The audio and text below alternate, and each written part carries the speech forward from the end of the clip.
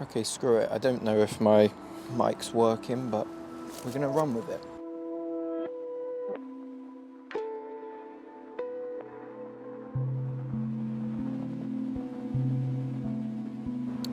So, this is my first ever video, and what I want to speak about today is chakras, which is a concept that probably a lot of people know about, but people probably don't really know how to utilize them, and I'm here today to speak about my experience with them, real life experience with them, and how I tapped into them, and how I use them in my life to help me in different ways. It gives me a different perspective on things. So yeah. So firstly, what is a chakra? So a chakra, if you imagine the body or our being like a river, our life force flows from our crown down to our root, and it goes back and forth, back and forth. What a chakra is a vortex, or a point where the energy circles around itself. So we have 7 main chakras throughout our being. The first being the root, which starts kind of like the genitals at the very bottom of our selves. Then we have the sacral chakra, which sits kind of in our stomach here, in our navel. And then we have the solar plexus, which is in our solar plexus region, kind of just below the chest and above the stomach. Then we have the heart, which is in the center of the chest. Then we have the throat, which is in the throat. The third eye, which is here, in the third eye region, just in the middle of our forehead. And then the crown, which sits on top of our heads. So, by the way, I don't know all the technical terms for the chakras and all of the technicalities. All I know is my experience with them and how I've used them in my life. So, the root, let's talk about the root. The root is the point that deals with safety. It deals with our ability to feel safe in our environment and the world that we're living in. And if it's balanced, we feel secure, we feel like we're looked out for. And if it's not balanced, then we can feel very unsafe in our surroundings, unsettled, not sure about the world. A lot of the root, I think, is developed in childhood. So if you have a turbulent upbringing, experience childhood trauma, it can cause your root to not develop properly and be out of whack. So you're not going to feel safe in the world, which makes sense on a logical basis, because if you don't experience a safe upbringing, you're going to think the world is kind of, spooky. Oh, cuss. My dog's got very muddy. We've gone on a big walk. Custard. Cuss. The next is the sacral chakra, which kind of deals with creativity, expression, creative expression, sexuality, playfulness, kind of childlike and playful elements. It also deals with pleasure. So if this chakra is out of whack, which I'm currently experiencing, we seek pleasure in things which may not be very healthy for us, like maybe drugs or sex or masturbation, binge eating, crappy foods, all these kind of things. If it is balanced, then we see the world in a beautiful, playful way, and we're very in touch with our creative side. We see inspiration in everything. It's a really beautiful place to be when your sacral is kind of in balance. Next is the solar plexus, which deals with our identity, our sense of self, our confidence, our self-confidence. It's basically our self-image, and I believe that a lot of people in the world struggle, including me, with the solar plexus, because there's so much to knock this out of whack in the world. There's so much making us question our identity, and when this chakra is balanced, we will feel super secure in ourselves, super confident. It deals with a lot of masculine values, the solar plexus. It's it's where we harbour all of our masculine energy. So you're gonna be quite driven. You're gonna be quite confident. You're not gonna be afraid to say what you need to say. When this is out of whack, we're gonna need to seek outside validation, and we're gonna do things which maybe put us in jeopardy because we feel like we need that part of ourselves to be bolstered by something which isn't necessarily healthy for us. Next is the heart. This is a beautiful space, as you can imagine. It deals with love, compassion, a lot of the feminine values that we hold in ourselves. When this is in harmony, we're gonna feel connected to everything around us. We're gonna feel like everything is just a reflection of ourselves, and we are super understanding and super forgiving. Just full of love, a really beautiful place to be. But in order for this chakra to be balanced, we must make sure all of our other lower chakras are intact, which can be difficult, but the goal is to balance these lower chakras to be able to enter our heart.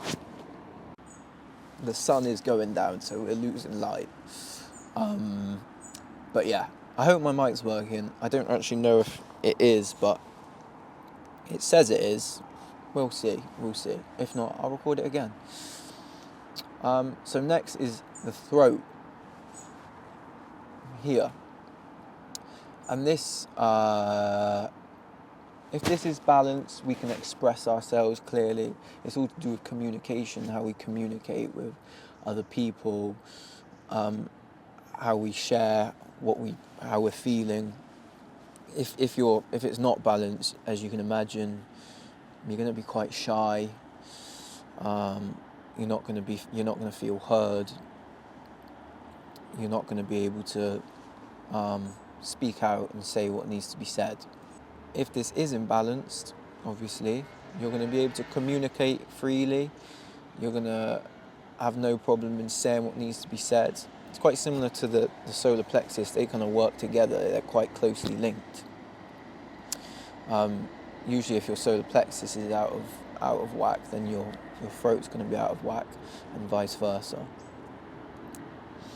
Next is the third eye, which is where we kind of get into the more spiritual chakras, which deal with our ethereal being, our spirit being.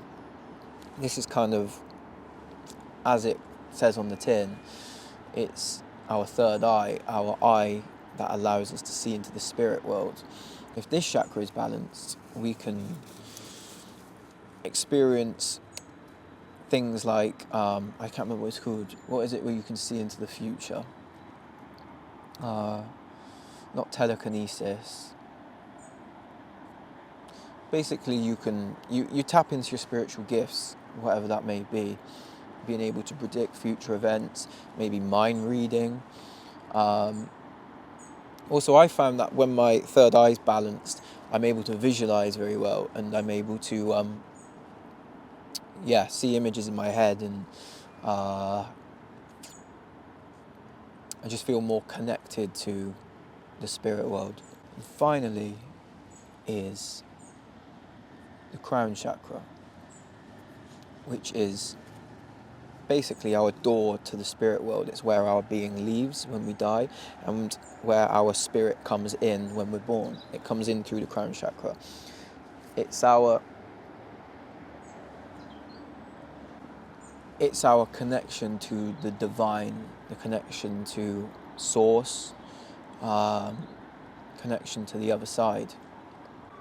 The chakras that I've mainly experienced and felt are the heart, the solar plexus, and the sacral, which for me are the kind of the main players, because they're the ones that we can almost experience life through. Now, what do I mean by that? You've got to see the chakras almost as minds in themselves. Like, you know how octopus have individual minds in their tentacles? That's kind of like what the chakras are when you can connect to them. They are spaces to perceive the world through. So what do I mean by that? If we're perceiving the world through our sacral chakra, if we feel our energy is very centered in our sacral, we're going to feel extremely creative. We're going to feel playful and silly and goofy, and just very connected to that childlike essence, our inner child. If a lot of our energy is in the solar plexus, we're going to feel very confident, very driven, very motivated. But there's not a lot of room for creativity and kind of airy-fairy silliness in the solar plexus. It's all very go, go, go, go, achieve, achieve, achieve, do, do, do. And finally, if all of these are balanced and we can sit in the heart, we can see the world as beautiful and loving and connected. We feel connected to everything, and everything is just beautiful. But as I said earlier, in order for us to access our heart, we need to balance these lower chakras. Now, how do we do that? Well, I found that essentially you need to counteract all of the points which I said creates an unbalanced chakra. So for the sacral, how do we balance it? We cut out pleasure-seeking habits. We cut out unhealthy coping mechanisms. We try to do things like creative studies, try to find pleasure in nature, and connect back to things which we enjoyed in childhood. To balance the solar plexus, I feel like I'm going around in circles here a little bit. Maybe I am. I'm trying to explain it the best I can. Maybe it's not making sense. It's the first video.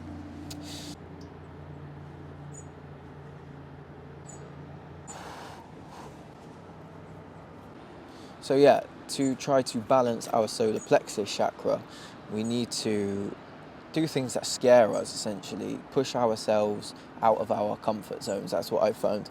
Do things which activate those masculine energies inside of us, whatever that may be. Exercise. For me, fighting, jiu-jitsu, that's been something that's really got me in touch with that masculine side of myself, that solar plexus chakra. To keep the heart open and balanced, it's important to just simply be compassionate, be loving, be forgiving, be understanding, give instead of taking. Just generally try to be a nice human being. I have to stop recording because my camera keeps overheating. I'm kind of getting used to all of the camera jargon as well. SD cards and all this kind of stuff. So yeah, essentially what the aim is to balance these lower chakras, balance our sacral and our solar plexus. This is what I found, this is what I'm currently pursuing. We need to balance them, so all of our energy, so you've got to see it like literally like a river. If you imagine these energy points are blocked full of like rubbish and mud and whatever, dirt, the energy's not going to be able to flow. So we have to clear all that out so it can flow up to our heart. A lot of the time as well, trauma, which we store in our sacral and our root, that's where the inner child exists, and the inner child is the one who experienced the pain of trauma. A lot of the time this can affect our other energy centers.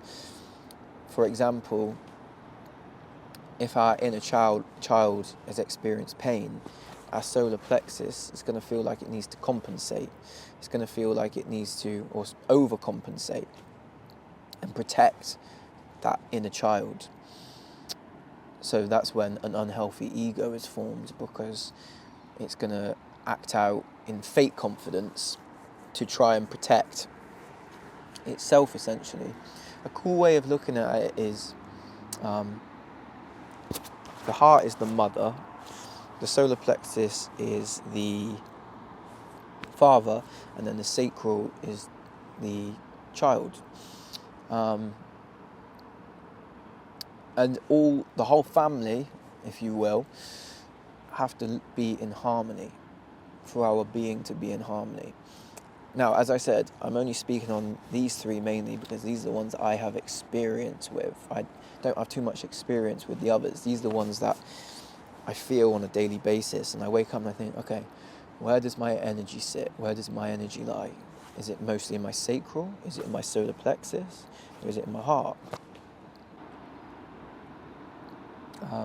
And yeah, that's kind of it. It's been a bit of a rambly one. I hope this made sense. I can make another video on chakras, maybe, if people want me to go into more depth. But yeah, it's a really cool concept which can really benefit you if you become aware of them, and you have to believe that they exist. And when you believe that they exist and you truly tap into them, you can wake up and say, okay, I'm feeling very, very masculine, I'm feeling very shut off from my creative side. Okay, let me do some sacral balancing exercises. Or I'm not feeling, I'm in a bit of a bad mood, I'm not feeling very compassionate. Okay, what's going on in my heart? Let's tap into my heart. So yeah, guys, that's it. That's it, really. That's the video on chakras. Thank you to the lovely backdrop, which is the river in Bristol.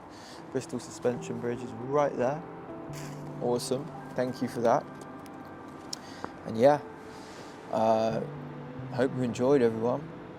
And peace out for now.